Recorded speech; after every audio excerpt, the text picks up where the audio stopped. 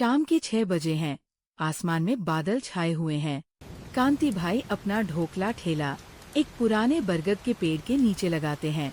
आज तो बादल बहुत घने हैं, लगता है बारिश जरूर आएगी। चलो देखते हैं, बारिश में भी ढोकला बिकता है कि नहीं आज। उफ, अचानक कहाँ से आ गई ये बारिश? फाइल तो नहीं भीगी मेरी? वो अपनी फाइल चेक करती है, राहत की सांस लेती है। आओ बेटा, यहाँ छांव है, बारिश से बच जाओगी। इस पेड़ के नीचे कम पानी आता है। अच्छा हुआ आपका ठेला यहीं मिल गया, नहीं तो पूरी तरह भीग जाती। कहाँ से आ रही हो बेटा इतनी जल्दी में? इंटरव्यू से आ रही हूँ अंकल, एक कंपनी में। एमबीए किया है मैंने, नौकरी ढूंढ रही हूँ 3 महीने से। अच्छा हुआ इंटरव्यू? कैसा गया? पता नहीं अंकल, ठीक ही गया शायद, पर पिछले 5 इंटरव्यू भी ठीक ही गए थे, फिर भी सिलेक्शन नहीं हुआ। लगता है इस बार भी नहीं होगा। अरे बेटा, इतना निराश क्यों हो रही हो? एक प्लेट ढोकला खाओ, मीठा मीठा मुंह करो, अच्छी खबर आएगी। ठीक है अंकल, दे दीजिए 1 प्लेट। ले बेटा, गर्मा गर्म अभी स्टीमर से निकाला है। वाह अंकल, बहुत टेस्टी है। इतना सॉफ्ट ढोकला मैंने पहले कभी नहीं खाया।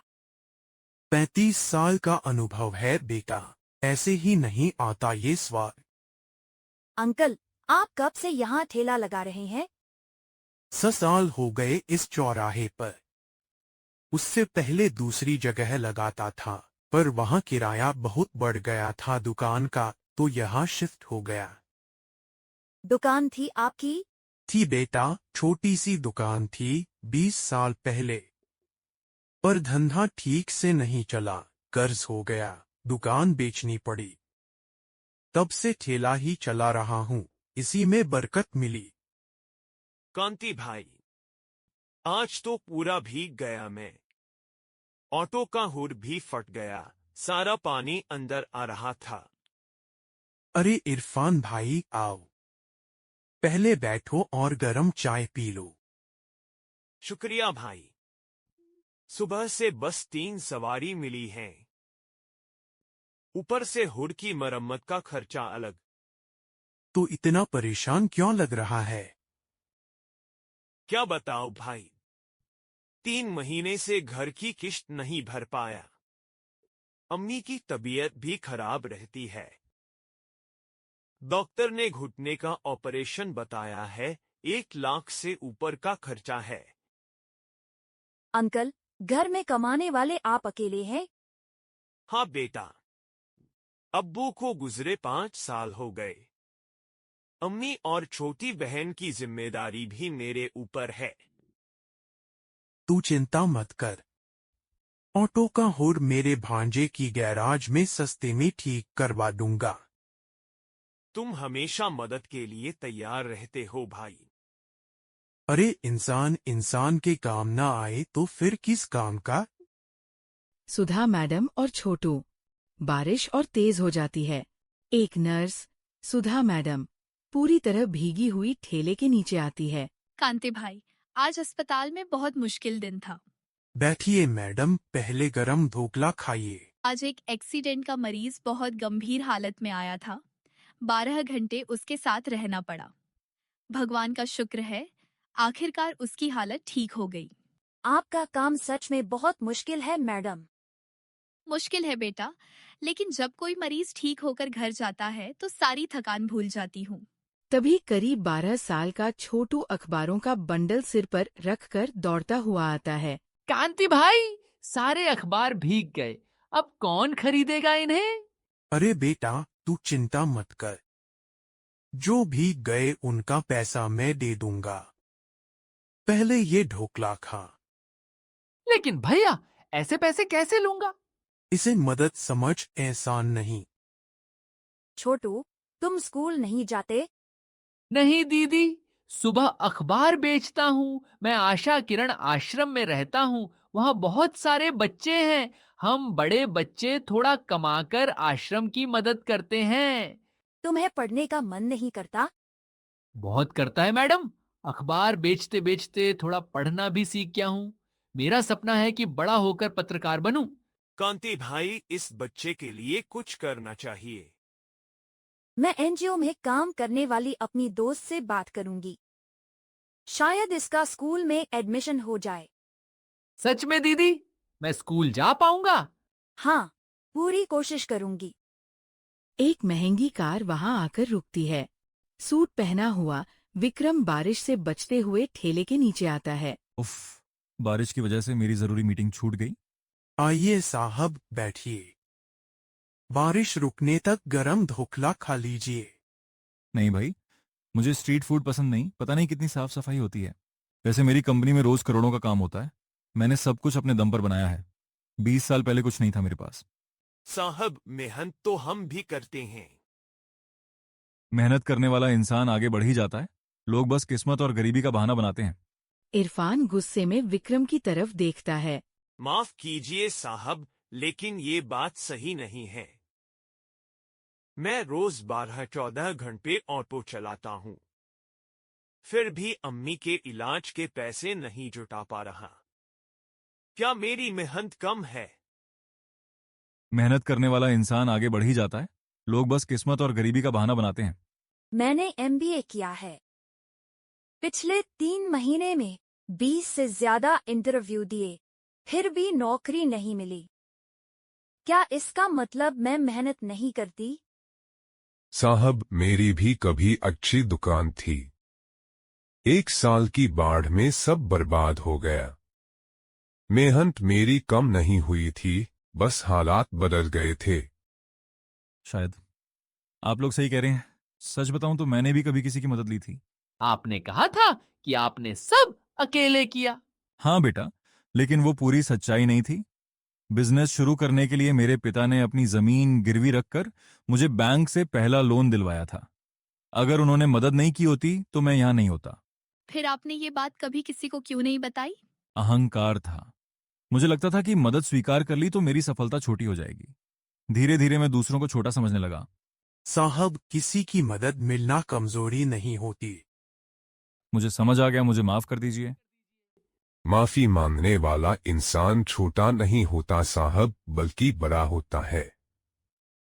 कांति भाई, 1 प्लेट ढोकला देना। अभी देता हूँ साहब। अरे वाह, ये तो सच में बहुत अच्छा है। साहब, स्वाद के साथ थोड़ा प्यार भी डालता हूँ। अंकल, जब मैं बड़ा हो जाऊंगा तो क्या आपकी कंपनी में काम कर सकता हूँ? पहले पढ़ाई करोगे या काम? पढ़ाई करना चाहता हूँ, लेकिन पैसे नहीं है। तो अब पैसे की चिंता मत करो। मेरी कंपनी की CSR टीम तुम्हारे आश्रम की पढ़ाई में मदद करेगी। सच में अंकल? हाँ। सर, आप सच में इसकी मदद करेंगे? हाँ, और नेहा, तुम अपना रिज्यूमे मुझे देना। मेरी कंपनी में HR की वैकेंसी है। तुम्हें एक मौका जरूर मिलेगा। सर, शुक्रिया। शुक्रिया मुझे नहीं, आज की बारिश को कहो। इसी ने हम सबको एक जगह बैठाया है। साहब, मेरी अम्मी का ऑपरेशन। उसका खर्चा भी मैं उठाऊंगा। कल मेरे ऑफिस आ जाना।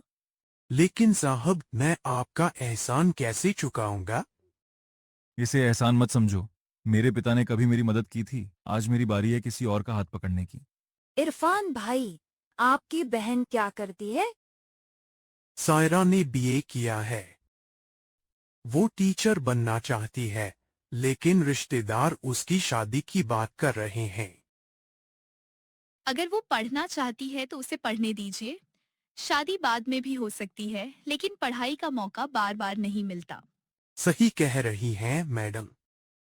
मैं घर जाकर अम्मी से बात करूंगा। सायरा अपना सपना पूरा करेगी। बहुत अच्छी सोच है भाई। यही तो असली बदलाव है। जब हम किसी और को आगे बढ़ने का मौका देते हैं, तभी समाज आगे बढ़ता है। आपकी बातें सुनकर मुझे अपने बेटे आर्यन की याद आ गई। उससे क्या हुआ? बिजनेस के चक्कर में मैं उसके लिए समय नहीं निकाल पाया। पिछले साल उसका जन्मदिन भी छोड़ दिया। तब से वो मुझसे दूर हो गया है। साहब, बच्चे पैसे नहीं, अपने माता पिता का समय चाहते हैं। आज घर जाकर उससे बात करूंगा। अंकल, उसे बताना कि आप अच्छे पापा हैं। आज मैंने खुद देखा है। शुक्रिया बेटा। बारिश धीरे धीरे रुकने लगती है। मौसम साफ हो गया। अंकल, आप रोज इतने लोगों की बातें सुनते हैं, कभी थकते नहीं? थकता हूँ बेटा, लेकिन अगर कोई अपना दुख लेकर मेरे पास आए और मैं उसे सुन भी ना पाऊं तो फिर इस ठेले का क्या फायदा। आपको कैसे पता चलता है कि सामने वाले को क्या कहना है? कुछ नहीं कहना होता बेटा, बस सुनना होता है। जब इंसान को लगता है कि कोई उसे बिना जज किए सुन रहा है तो उसका आधा दुख वहीं कम हो जाता है। अनुभव की किताब सबसे बड़ी किताब होती है। मेरे पापा कहा करते थे, हर इंसान अपने साथ एक कहानी लेकर चलता है, बस उसे सुनने वाला चाहिए। इसलिए पूरा शहर आपको कांति भाई कहता है। अरे भाई, मुझे कोई बड़ा आदमी नहीं बनना, बस इतना चाहता हूं कि मेरे पास आने वाला इंसान थोड़ा हल्का होकर जाए। बारिश खत्म, लेकिन एक नई शुरुआत होती है। मैं अभी अपनी टीम को मैसेज करता हूँ। कल से 2 काम शुरू होंगे। पहला, छोटू और आश्रम के बच्चों की पढ़ाई। दूसरा, इरफान की अम्मी के इलाज की मदद। सर, आप तुरंत फैसला ले रहे हैं? हाँ, सही काम को कल पे टालना नहीं चाहिए। आज आपने साबित कर दिया कि असली अमीरी पैसे से नहीं, दिल से होती है।